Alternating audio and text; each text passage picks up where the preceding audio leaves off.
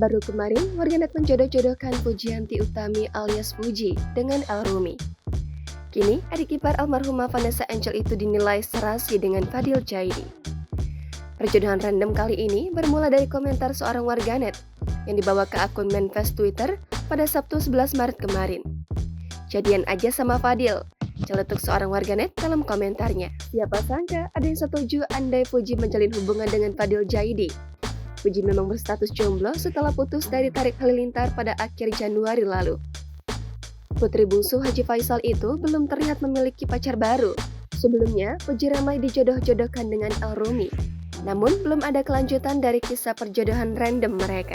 Sama seperti reaksi ketika Puji dijodohkan dengan El, warganet mengkritik penggemar bintang film Bukan Cinderella itu karena suka mengatur jodoh idolanya. Alih-alih pacar baru, Puji justru membuat haters tak berkutik. Dengan memamerkan pencapaiannya, bisa membeli rumah mewah seharga belasan miliar rupiah secara tunai memakai uang sendiri.